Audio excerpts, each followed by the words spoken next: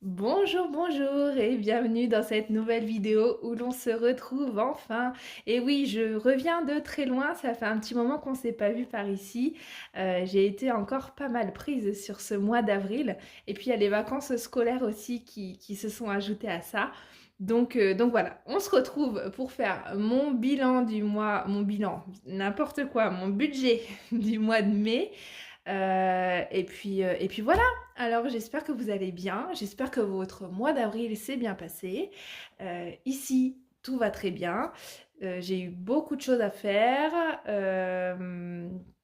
Qu'est-ce qui s'est passé depuis la dernière fois où je vous ai eu en vidéo?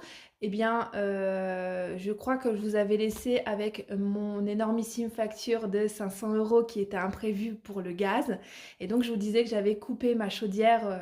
Dès que nous avions reçu la facture, on avait coupé illico la chaudière et on avait résilié le contrat. Et donc on se retrouvait sans eau chaude et sans chauffage. Donc bon, le mois d'avril a été un petit peu frileux du coup. On a eu un petit peu froid.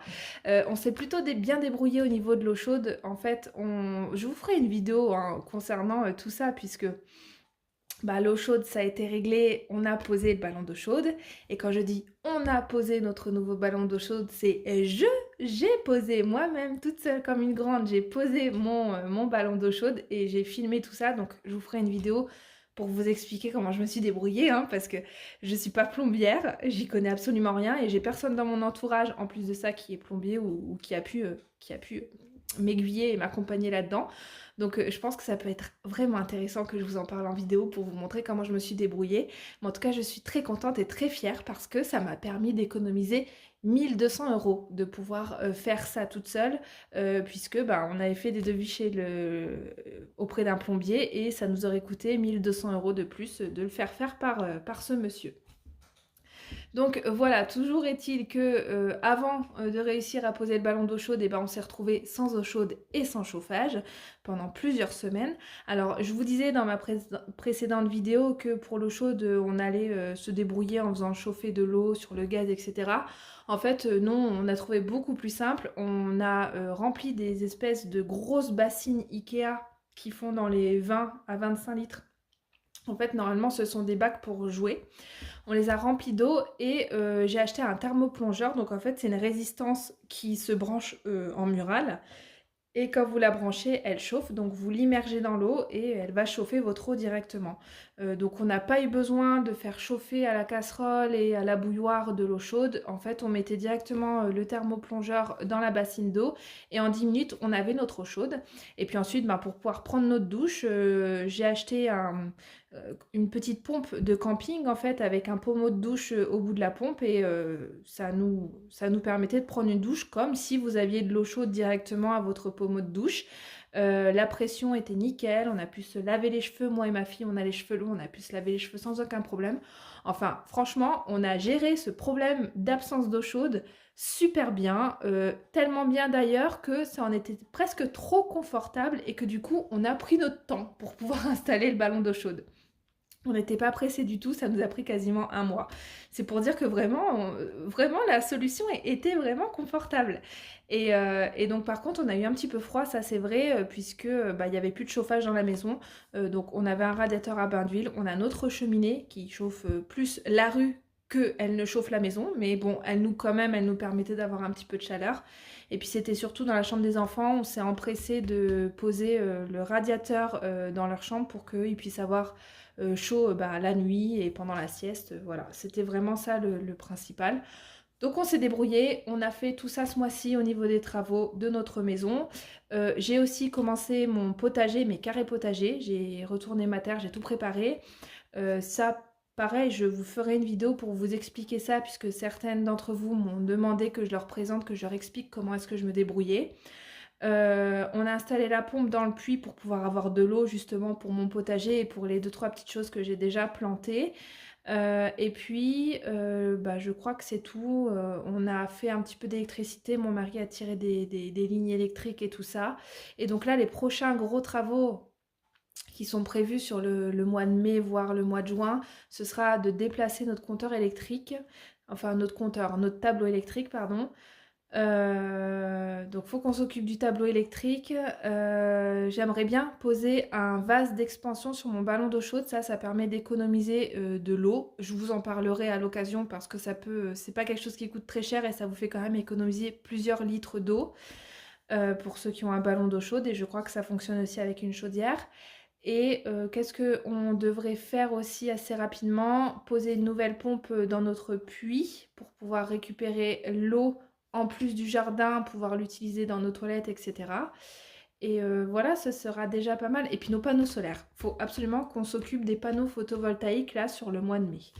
Donc voilà ce qui est prévu au programme. Et puis oui, ce qu'on a fait comme travaux également sur ce mois-ci, eh bien on a posé la petite douchette dans les toilettes. Vous savez, je vous en avais parlé sur ma vidéo des 20 astuces pour économiser en 2023, quelque chose comme ça. J'essaierai de vous la mettre en haut de l'écran.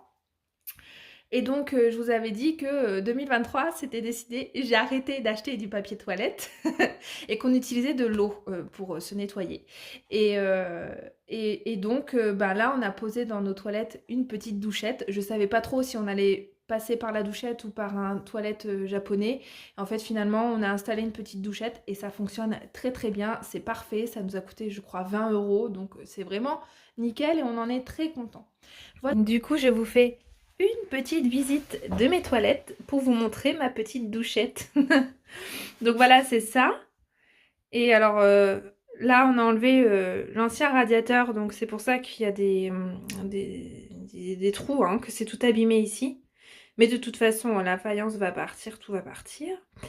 Il a fallu faire un raccord plomberie là pour pouvoir brancher la douchette. Et donc elle est ici. Et en fait, vous voyez, après on peut gérer le débit, hein.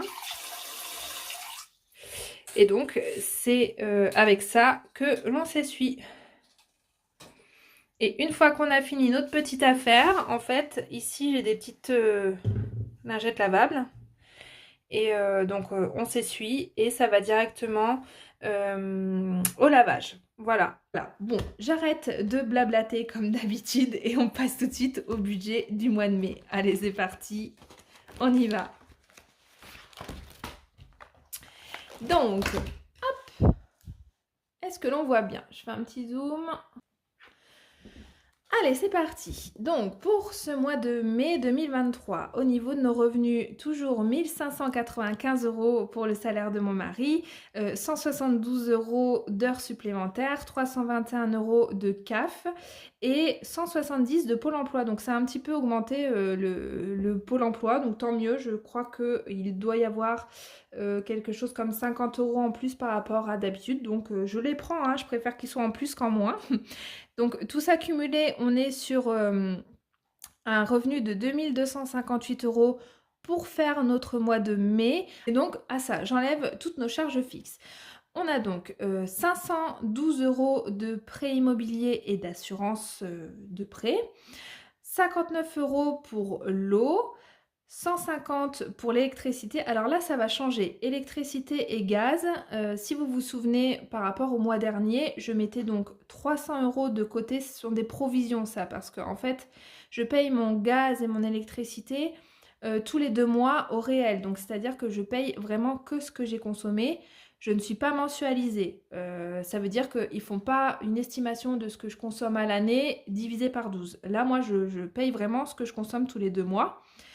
Et donc, je provisionnais 60 € pour l'électricité et 300 € pour le gaz. Bon, du coup, j'ai dû comment on dit, rééquilibrer, tout remanier. Je sais pas, je trouve pas mon mot. Comment on peut dire? Enfin bon, j'ai dû revoir ces deux sommes-là.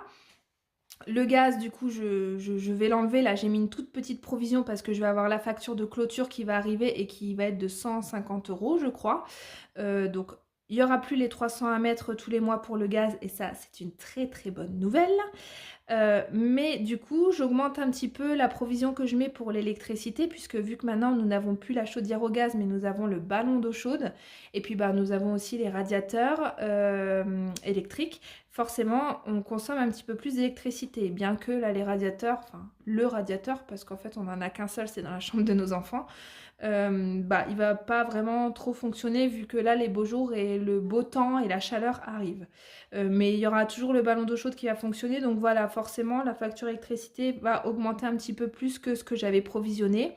Donc là, je suis partie sur 150 euros, mais franchement, j'y vais à tâtons, je ne sais pas du tout. On verra une fois qu'on aura passé le premier mois full électrique ce que ça va donner. Donc je pars sur 150 euros pour pas avoir de surprise. 30 euros pour le gaz et ça à partir du mois de juin, il n'y en aura plus.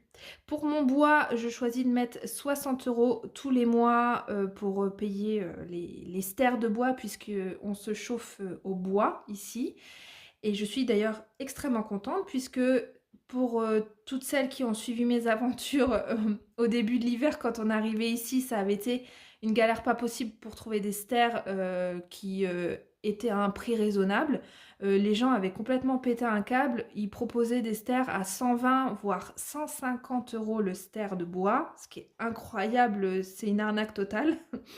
Et on avait quand même réussi à trouver des stères à 60 euros, donc on en avait pris 5. Elles ont été écoulées avant d'avoir fini la fin de l'hiver en fait, parce que la chaudière a un rendement hyper pourri ici, c'est bien pour ça qu'on va la changer.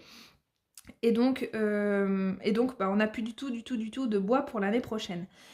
Et tout ça pour dire que je suis très contente puisque en parlant à droite à gauche avec les gens de mon village, puisque moi c'est quelque chose que j'adore, on habite dans une ville où il y a quand même beaucoup de papis, mamies d'anciens et d'ailleurs dans ma petite impasse, mon petit quartier, c'est beaucoup de vieux papis et je les adore parce qu'en fait ils parlent beaucoup, ils nous racontent, ils ont des tas d'expériences d'anciens quoi à nous raconter. Et donc moi j'aime bien leur poser des questions parce qu'ils sont natifs d'ici et ils ont tous les bons plans. Franchement, ce sont les anciens comme ça qui ont les meilleurs bons plans. Et donc je demandais à mon voisin qui est en plus chasseur et tout, si lui, il avait des bons plans au niveau du bois. Et il a réussi à nous trouver des stères à 30 euros. Alors pour ceux et celles qui se chauffent au bois, du coup, vous devez savoir ce que ça veut dire. Des stères à 30 euros, c'est largement moitié moins cher que ce qu'on peut trouver en temps normal. Donc ça fait vraiment pas cher du tout. Par contre, bon, il va falloir aller débiter sur place. Ça veut dire qu'il faut aller dans la forêt, découper ces tronçons et puis les ramener, trouver soit une remorque assez grande, soit louer un camion benne et puis les ramener ici chez nous. Mais c'est pas grave, ça va nous prendre un week-end de travail et on sera tranquille pour tout l'hiver de l'année prochaine. Donc voilà, toujours est-il que j'ai pas changé la provision que je mets. Tous les mois, je mets 60 euros de côté pour mon bois. Ensuite, je provisionne 115 euros pour les impôts, donc c'est la taxe foncière et les ordures ménagères également, qui sont prélevées avec. J'ai 28 euros pour l'assurance d'une voiture et 32 euros pour l'assurance de la deuxième voiture. Alors ça, on s'était dit qu'il y aurait une des deux voitures qu'on vendrait puisque là, actuellement, on fait absolument tout à pied. On a tout qui est disponible, accessible à pied là où on habite. Mais moi, normalement, en septembre, je devrais reprendre le travail puisque mon petit bout de chou va faire sa première année en maternelle, sa rentrée. Et donc, je ne suis pas encore certaine de pouvoir travailler à côté de chez moi. Peut-être que j'aurai un emploi où je devrais avoir une voiture.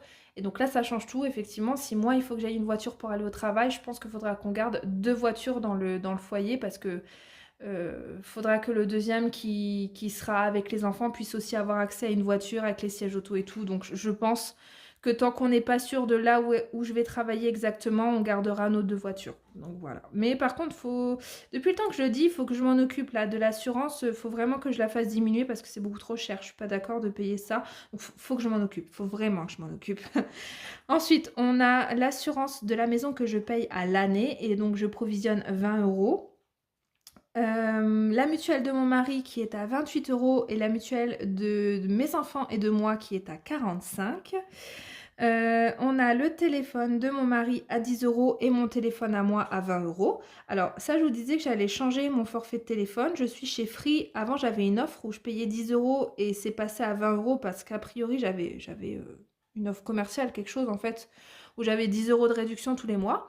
Et donc j'étais censée passer à 20 € il y a déjà 2 mois, mais en fait, toujours pas. Ils continuent de me prélever que 9,99 €. Donc tant qu'ils me prélèveront ça, je garderai mon forfait puisque j'ai vraiment un forfait super avantageux avec beaucoup de gigas pour l'internet. Donc voilà, je provisionne quand même 20 €, enfin je prévois 20 € pour mon téléphone. Et ce que je fais, d'ailleurs je le fais aussi pour tous les autres prélèvements, c'est que si jamais on me prélève moins que ce que j'avais prévu, et bien la différence, je la vire, je l'envoie directement sur mon fonds d'urgence, sur mon enveloppe fonds d'urgence. Et en fait, ça me fait 5 € par-ci, 10 € par-là. Et petit à petit, ça me permet quand même d'augmenter mon fonds d'urgence et peut-être qu'à la fin du mois, je vais avoir réussi à mettre 40 € en plus dessus et c'est toujours ça de gagner. Donc ça, c'est quelque chose que j'ai pris le réflexe de faire et ça fonctionne plutôt bien sans qu'il y ait un réel effort d'épargne. Donc je suis plutôt contente de cette petite astuce pour épargner. Ensuite, notre box, on la paye 19 € tous les mois. L'école de ma fille, 45 €. Les frais bancaires, donc ça, ce sont les frais de tenue de compte, 2 €.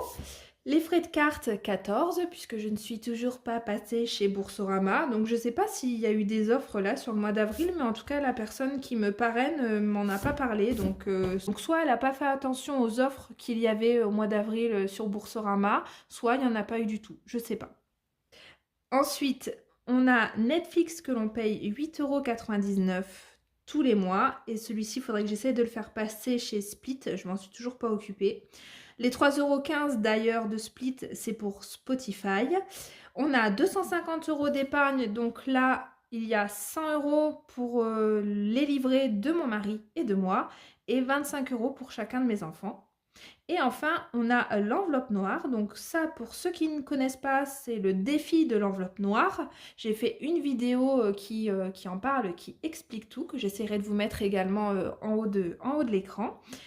Et donc là, j'étais partie sur 60 € comme d'habitude, mais je vais piocher mon petit ticket et on va voir combien est-ce que je dois mettre dedans sur le mois de mai. Alors, qu'est-ce que ça nous donne ? D'ailleurs, j'ai bientôt fini parce que oui, là, vous voyez, je vais mettre le mois de mai. Il me restera 2 mois et ça y est, j'aurai fini mon défi. Et ça nous permettra de faire des extras en vacances, je pense, ce qu'il y a dans l'enveloppe. Je crois que c'est ce que j'avais dit. Alors, 30 €. Bon, nickel. Ça me fait économiser 30 par rapport à ce que j'avais prévu. Hop. Je crois que j'ai jamais pioché le 30. Je sais pas.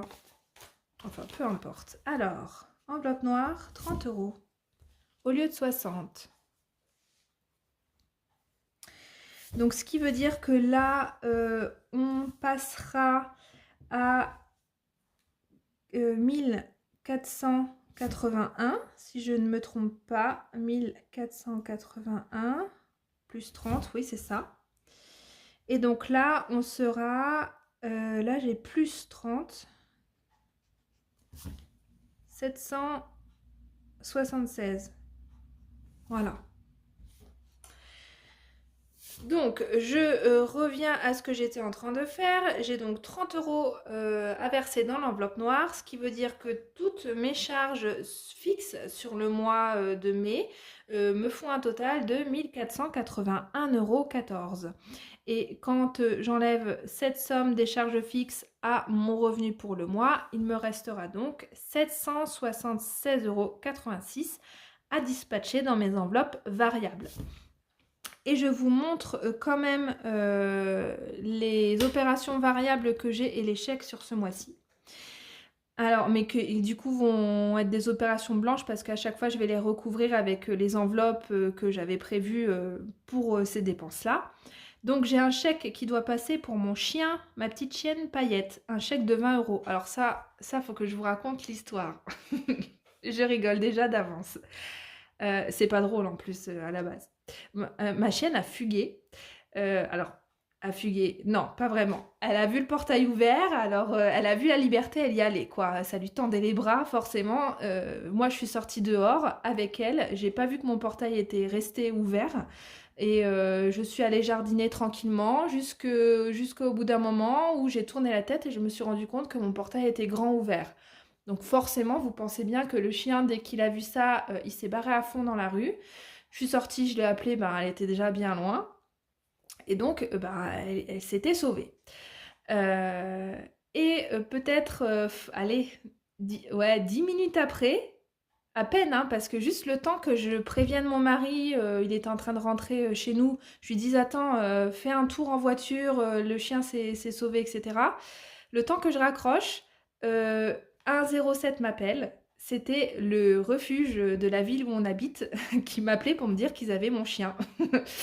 Donc c'est-à-dire que ma chienne est la pire fugueuse de l'histoire. Fugueuse bas de gamme, quoi.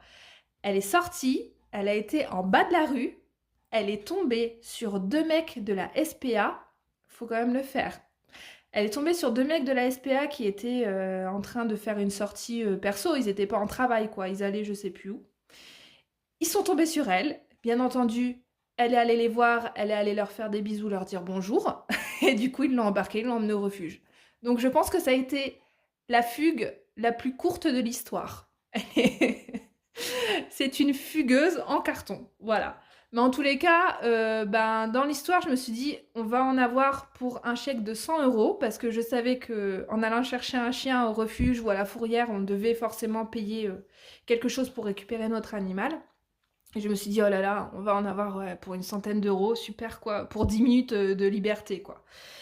Et en fait, bah, la dame, ça l'a tellement fait rire qu'elle a dit, bon bah non mais normalement c'est 60 €, je veux vous prendre que 20 € parce que ce serait abusé quand même, que je vous prenne 60 € pour 10 minutes. Donc la dame, elle nous a fait payer 20 € pour la fugue de mon chien.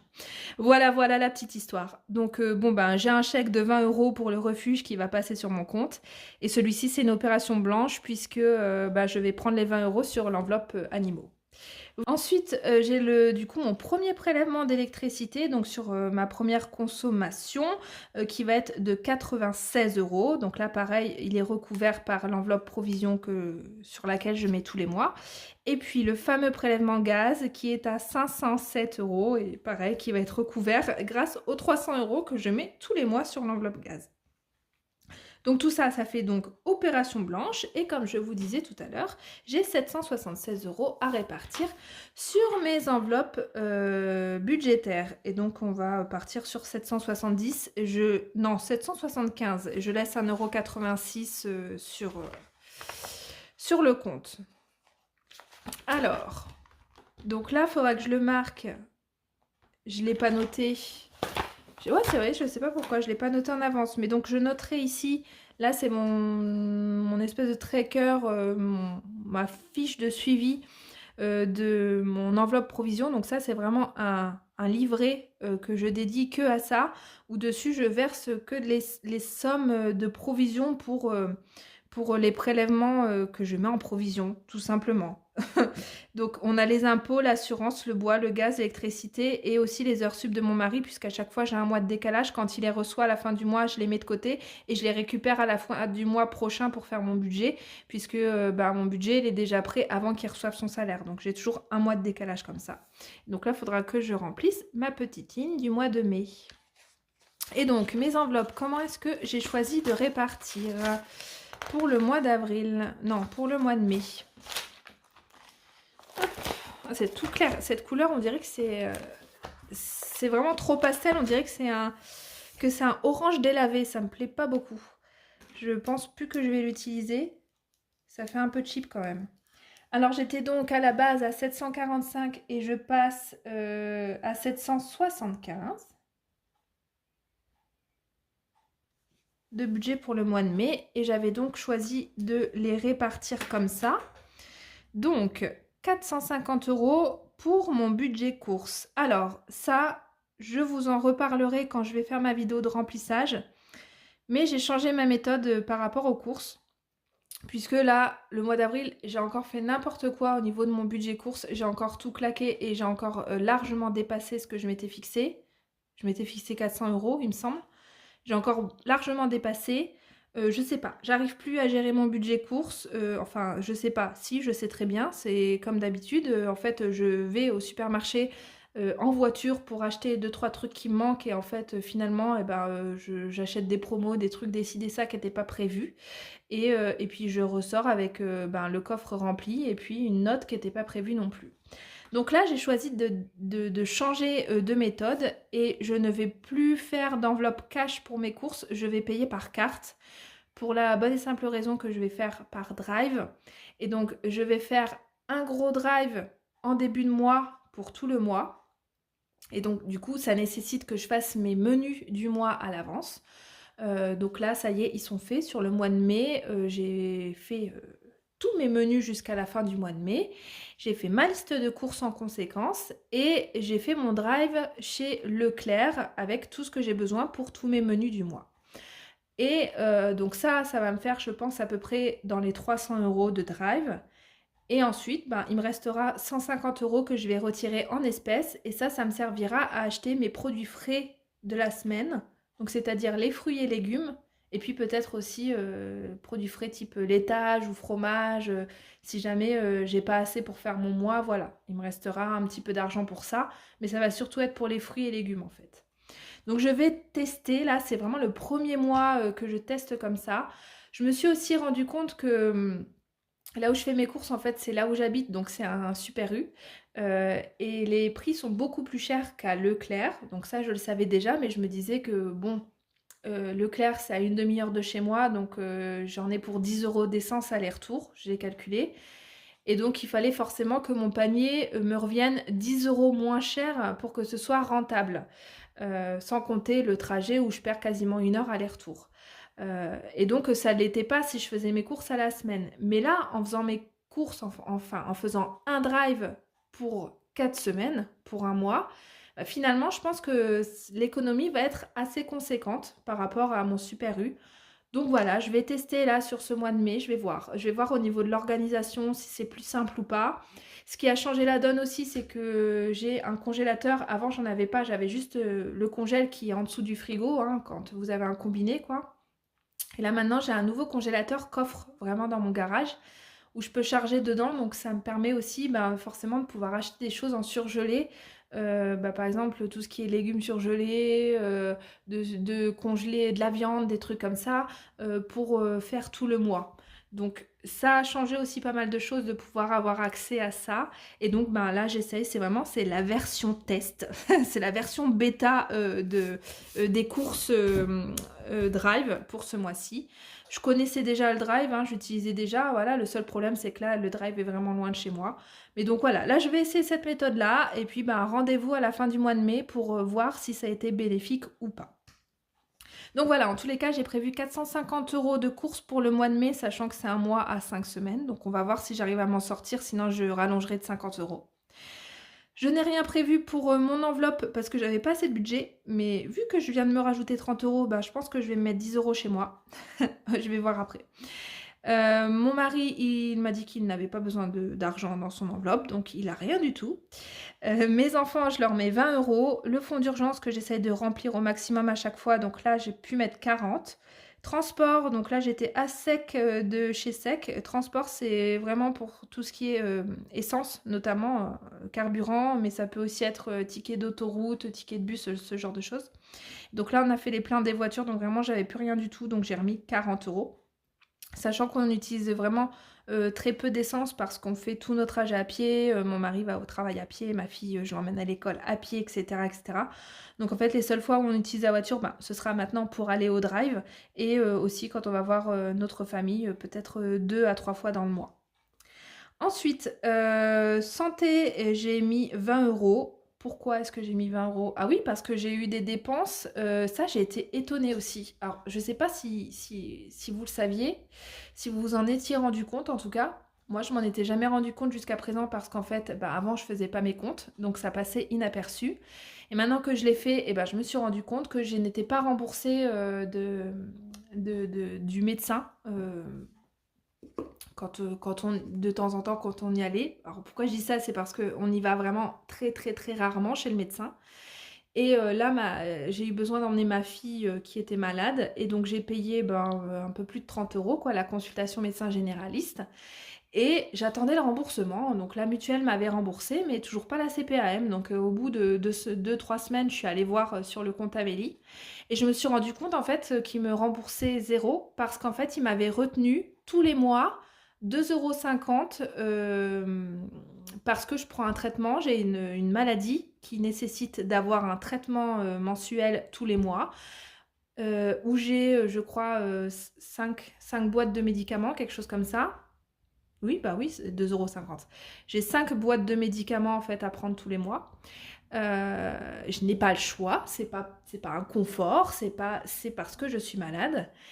Et donc la CPM en fait vous retient 50 centimes par boîte de médicaments.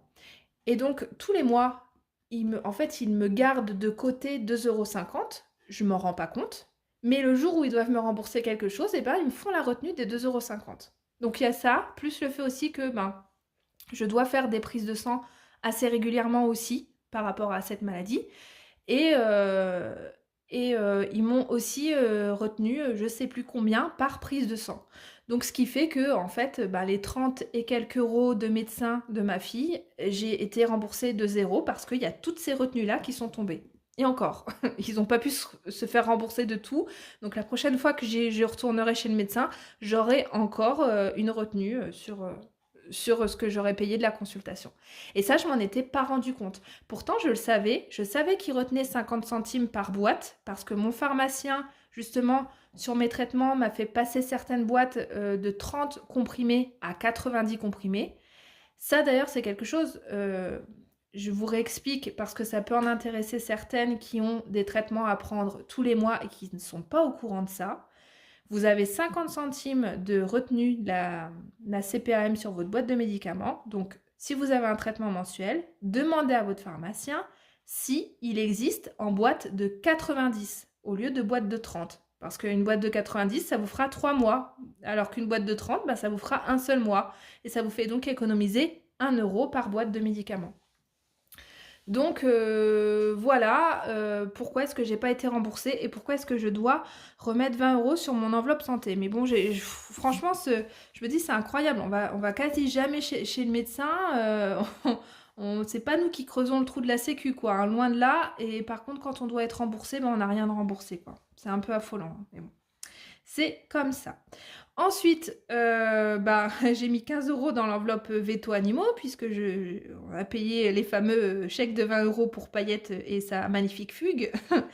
J'ai remis 20 € pour la nourriture animaux, puisque il va falloir que je recharge là sur cette enveloppe-là. On a donc adopté 3 nouvelles poules. Celles qui me suivent savent qu'on a 2 poules qui sont mortes, qui se sont fait attraper par le chien du voisin quand on est arrivé ici. Et donc là, on vient d'adopter 3 nouvelles poules. Donc du coup, ça fait un petit peu plus de grains à mettre dans la gamelle. Et je vais devoir faire une commande dans pas très longtemps. Ensuite, j'ai mis 30 € dans l'enveloppe anniversaire et Noël. J'essaie de la remplir de plus en plus, celle-ci, puisque Noël, ça commence petit à petit à approcher. Et je pense que je vais commencer à regarder aussi au niveau des cadeaux comment je peux répartir les sommes, etc. Loisirs et sport, j'ai rien mis. Maison hygiène, je me suis mis une petite flèche parce que je me suis dit que si j'avais de l'argent en plus par rapport à mon enveloppe noire, il faudrait que je le mette là-dessus. Donc je mettrai tout à l'heure là-dessus. Donc maison et hygiène, j'ai mis 20 € puisque je crois que j'avais plus rien dessus. Beauté hygiène, j'ai rien mis. Jardin et bricots, j'ai remis 10 € puisque je vais bientôt acheter tout ce qu'il me faut pour mon potager. Meubles électro déco, j'ai rien mis. Resto, donc là on se remet un petit peu, on se met 50 € sur ce mois-ci pour pouvoir se refaire un petit peu plaisir et se refaire nos petites pizzas qu'on aime tant de la pizzeria d'à côté de chez nous. Pour les vacances, j'ai rien mis du tout, je n'en ai pas besoin. Vêtements, j'ai remis 30 € puisque j'avais tout... j'avais soldé mon enveloppe, qu'est-ce que j'ai fait? J'ai acheté des chaussures à ma fille, j'ai acheté les premiers petits caleçons de mon fils. Ça y est, mon fils a 2 ans et demi, il commence doucement à aller sur le pot, donc j'ai acheté ses premiers petits caleçons et ça m'a fait un pincement au cœur de lui mettre un petit caleçon comme ça. C'est trop mignon, c'est trop kiki, mais alors il grandit d'un coup, quoi. Ouais. Je pense que là, l'entrée en maternelle, ça va pas être facile pour moi. Mais donc voilà, bref, ça m'a vidé mon enveloppe, donc là, je re-remplis un petit peu. Et voiture, je n'ai rien mis du tout. J'ai un petit peu d'enveloppe, un peu d'argent dans l'enveloppe voiture. Je pense que je m'achèterai des sièges pour ma voiture, puisque les miens sont des sièges, mais n'importe quoi. Des tapis de sol pour ma voiture, parce que les miens sont vraiment très abîmés. Ce serait bien que je les change. Voilà, voilà. Et donc, j'avais 30 € à répartir. Donc, on a dit que je mettais dans maison hygiène. Donc là, on va passer de 20 à 30. Du coup, j'avais dit que je me mettais un peu de sous pour moi. Puisque je me suis acheté 2-3 petits trucs de maquillage et tout. Je me suis fait un peu plaisir. Et donc, mon enveloppe est presque vide. Donc, voilà, je me remets un peu d'argent. Et il me reste 10 €. Où est-ce que je vais les mettre? Je vais les mettre dans vêtements. Parce que ça, vêtements, quand même, quand vous achetez des vêtements neufs, 30 €, même 40 €, c'est vraiment pas grand-chose. Après, moi, la plupart des vêtements, je les achète en seconde main sur Vinted. Et j'ai une enveloppe spécifique sur Vinted, en fait, où je vends nos affaires à nous, enfin, surtout les affaires de mes enfants qui sont trop petits. Et puis, du coup, je rachète avec cette enveloppe directement. Donc voilà, tout ça accumulé, ça nous fait donc les 775 €. Et quelles sont les sommes que je vais devoir du coup retirer en espèces? Donc au niveau des courses, ce que je ferai, c'est que je terminerai mon drive. Et en fait, la somme qui me reste une fois le drive, le paiement carte bleue du drive enlevé, la somme qui me reste, je la retirerai en espèces pour pouvoir acheter mes produits frais. Donc ça, on va dire qu'il y a une petite partie que je vais retirer en espèces. Je vais quand même le mettre. Qu'est-ce que moi, mon enveloppe à moi, elle est en espèces. Fonds d'urgence, ça c'est en carte, en carte, en carte, en carte. En carte, en espèces pour Noël anniversaire. En carte, maison hygiène, c'est en espèces.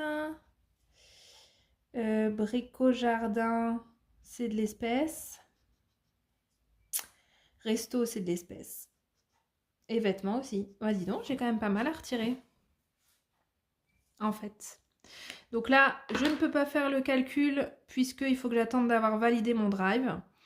Mais voilà, une fois que ce sera fait, je retirerai ce que j'ai à retirer et je vous ferai une petite vidéo avec mon remplissage des enveloppes pour le mois de mai. Voilà, voilà. Bon, eh bien, j'ai fait le tour. J'ai beaucoup papoté pour ne pas changer.